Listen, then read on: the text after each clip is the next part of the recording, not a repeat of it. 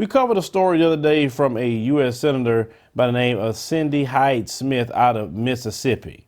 And she has stated that if she was invited to a public hanging, she would be on the front row. Now, of course, this made national headlines. We covered this here as well. But I want you to watch her attitude when they're asking about her making that kind of statement. Now, remember, the people were laughing. If those of you who've seen the video, they were laughing. They thought it was great. We know the history of Mississippi. Mississippi has always been a terrorist state to black people. We know this. This is why a lot of the civil rights movement was jumped off in Mississippi as well, because of the racial terrorism that that state has always done to black people. The worst of the white supremacists is in the state of Mississippi, and they're still there to this day. But I want you to not only watch her attitude about being asked about what she clearly said in front of everybody, but I want you also to watch the governor of Mississippi and watch how he do the classic white supremacist deflection tactics. But let's roll the clip. A statement yesterday, and we stand by that statement. Could you expand on it then, why you said it, what you meant by it, and why people in the state should not see it as offensive? We put out the statement yesterday, and it's available, and we stand by that statement. Senator, are you familiar with Mississippi's history of lynchings? I put out a statement yesterday, and that's all I'm going to say about it. Governor You Phil mentioned Bryant. that it shouldn't be viewed with a negative connotation. Could you at least I explain put out a how it could statement be yesterday, and we stand by the statement, and that's all I'm going to say about it. Is that phrasing in your everyday lingo, in your vocabulary? Do you use I that put out a phrase? statement yesterday. Governor, Stand you by the appointed statement. her as a United States Senator. You have a huge black population that are looking for answers on why she used that kind of language. And you have worked to try to make it known that Mississippi no longer has that past. When you're hearing her say, I put out a statement yesterday, and that's all I have to say I about think it. she What do you is, say? she's certainly addressing the fact that she has put out a statement. I can tell you all of us in public life have said things on occasion that we could have phrased better. When you make as many speeches as we do in public life, that does occur. But I know this woman and I know her heart. I knew it when I appointed her, I know it now. She meant no offense by that statement. There was nothing in her heart of ill will. Now, in a political campaign, people can make anything you say what they want it to say. They can spin it. They can go on social media and accuse you of all sorts of things. Governor, She feels certain that, I believe, I won't speak for her, but that her statement spoke to it. Absolutely, we have been sensitive to race relations in this state.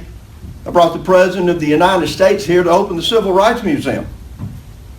And African-American leadership that would fail to even come to the event because the President of the United States was there. Today I talked about the genocide of over 20 million African-American children. You see, in my heart, I am confused about where the outrage is at about 20 million African-American children that have been aborted. No one wants to say anything about that. No one wants to talk about that. Let's talk about that statement that she keeps talking about and referring to. This statement says, in a comment on November 2nd, I referred to accepting an invitation to a speaking engagement. In referencing the one who invited me, I use an exaggerated expression of regard, and any attempt to turn this into a negative connotation is ridiculous. So, saying you want to go to a public hanging and be in the front row, that's an expression of regard. Do you see how ignorant, how evil they are? Hanging someone is an expression of regard. This is in your statement, the one you keep saying that I put out a statement. Now, could you imagine when people ask you questions and I say, well, I put out a statement. No, I stand by my statement. And my statement. You're a cowardice female because you said it out in public in front of everybody. At least you could expound on it, right? But you know what you did. I mean, this woman, you can see the evil in that woman. She evil. And then the governor. Let's talk about him. First, he is speaking for her. Then he backs off and says, I'm not speaking for her, right? He appointed that Mr. Hyde looking female. That what she look like. I mean, she say Hyde-Smith. She look like Mr. Hyde. You know about Dr. Jekyll and Mr. Hyde. I'm sorry, I just had to go there. Then he backs doors and start saying other things, a classic deflection tactic that white supremacists use. See, anytime the white supremacist is approached with the truth. He or she cannot deal with the truth, and they know they cannot lie to you, so they will try to deflect to get you to talk about something else outside of them. And when they use the deflection tactic, and I talk about this in my book, Passive Aggressive Racism and the System of White Supremacy, it'll be available December the 1st. I talk about how they do the deflection tactics and how not to let that throw you off when you're dealing with them in the area of white supremacy. And when they do that, don't listen to nothing they're saying. Just focus on asking the same question, sticking to your points. Don't ever listen to them on anything, because if they can get you to deflect to what they're talking about, trying to turn it around on somebody black, then they got you. They got you immediately, and then you're going to go down that particular rabbit hole. But in commentaries, we can do that, right? Let's talk about this abortion number that he's talking about. You're always focusing your attention on black abortion. First of all, you don't care about black people. Let's just put that out there. You're only saying that to say, aha, black people, but why don't you talk about yourself? White women get more abortions than black women do. They do. White women are the ones that fought for abortion. Black women historically did not go out and fight for abortion. Black women are the only ones that have been targeted by abortion through media and through access. And the reason why abortions in the black community is so high, because you make sure it's easy for them to get to. You promote that abortion is a good thing, but now things are turning around to say abortion is genocide. And any black person that don't have that message, I don't care what you say, you are anti-black. If you want to murder black children, listen, that's just how I feel about it. You take it or leave it. Abortion is not an answer, especially when the majority of abortions happen due to convenience, not rape, not incest, not medical necessity. It's convenience.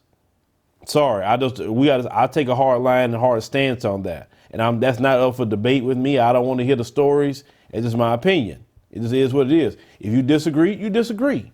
But the thing is, they had to put that in existence. White folks, not black folks. And yes, abortion has affected 30% of our potential population. We're 30% less due to that. The Hispanic population is actually more than us in this country now as black people, and that's been contributed through abortion, because the Hispanic people do get a whole lot less abortions. When they did the averages, they stated, and I'm going to pull it up on my screen so I don't misquote the numbers that I was just looking at the other day. When it talks about the average amount of children that was aborted in the United States in 2016, there's an average of 2,538 children that was aborted in the United States. Now, they say 457 Hispanic children, 914 black children, and 964 white children on average were aborted per day. And this is why our population is growing very slow. When you don't abort your children, your population grows. Now, that's definitely a conversation for a different day. But he doesn't care about black people at all. Because you talk about the children being aborted, but what about all the black children that's been shot in the back by police officers? You ain't talking about that, are you? What about all the black people lynched in your state? You're not talking about that. What about that black man that was killed last year and these white supremacists chopped his head off and put it on the doorstep? You're not talking about that either, because we covered that story right here out of Mississippi. So don't even go there about you so-called caring about black babies. What about all the black men you locking up in jails for nonviolent offenses and locking them up for prison labor? You're not talking about that either. Since you so care about black people's lives, right? You don't care nothing about black people. You ain't cared about black people at all unless you can get a benefit out of them. So Phil Bryant and all people that feel like him, you can go straight to hell, and I hope you burn up. That's how I feel about that, because you don't care nothing about black people. Black people wouldn't be saying nothing about anything about their lives or need to fight for the freedom and justice of black people and fight for liberation if you so-called cared about black people's lives. And then you want to talk about a president who has been extremely racist toward black people, have been condescending toward black people. He has. You heard the way he talked to black women the other day, how he just treated them horribly. And then black folks supposed to celebrate a civil rights museum. And then in the background of this video, I'm looking, you got a big Trump Pence banner back there, and black people supposed to go celebrate with Donald Trump? Really? Come on, man. Come on. I mean, y'all think y'all can just talk to black people any kind of way, we just respond to you like that?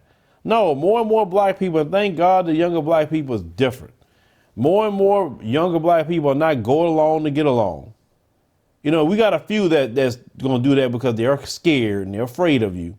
But more and more of them aren't not afraid of you, and they're going to tell you like it is. You, that woman, and anybody else that agree with you, that have white supremacist ideology. So miss me with the BS like you care about black people so much. You don't care nothing about black people. Let's keep it at that. Now, you do have a special runoff election, and we have people in Mississippi, the brothers and sisters that are watching. They are banking on you not showing up to participate in the special runoff election that's going to happen November 27th in Mississippi. All of you going to have to go out and vote, okay? If you could flip that seat, that would really piss off the white supremacists in that state, okay? And if you are a black person, you just think this woman is utterly disgusting, and you live in Mississippi, because not every person in Mississippi are white supremacists, right? If you are a decent person, go vote Mike Espy. That's the brother's name. I don't know the brother at all, but her making this comment and her doubling down like, man, F them. I'm not explaining nothing. I ain't apologizing for nothing. That's how much they don't respect you, black people. And the reason why they don't respect you because you don't make them respect you. See, when she make a comment like this, all of you, no matter what you agree with about voting or not, say, you know what, I'm going to come out and just get this woman, not allow her to get in there just to make a statement to her. That's it. It's all about making a statement. Like I told you guys before, no other group of people allow politicians to talk crap like that about them. She'll never say no comments like that about the Jews. She'll never say that about Asians or any other group, but always black folks, because they disrespect you because you allow it. So you have a large black population in the state of Mississippi. All of you need to come out and vote against this woman. She's repulsive. And the governor, when his time come up, vote against him too. He's repulsive. He don't care about you, not at all. And you can't be accepting trinkets from white supremacists and act like you should be happy I opened you a museum. Man, F a museum. I mean, what about stopping the police from murdering people? What about locking these white supremacists up in jail for 100 years? How about that? You can start there if you care about black people. How about if you care about black people, get that Confederate battle flag out of your state flag in Mississippi. Right in the background, you got a big freaking Confederate flag as your state flag in Mississippi. If you care about black people so much, but you can't even do that. So please don't even go there about anything regarding the black people. You know, black folks in Mississippi, some of you, I know some of you now go along to get along, but y'all got to get out of that, because these ignorant folks here that's running your state, I mean, it's sick. It's just very, very sickening. Leave me a comment. Let me know what you think about this Cindy Hyde-Smith and her not wanting to apologize to you for saying that she would attend a public hanging. Remember, this public hanging is you, black people. It's not nobody else. I mean, if I could show you the pictures of a little white children, especially probably, I seen this picture with this little white girl, that probably been her at a hanging when she was growing up. You wouldn't say that kind of loose at the mouth unless you probably seen a public hanging or two.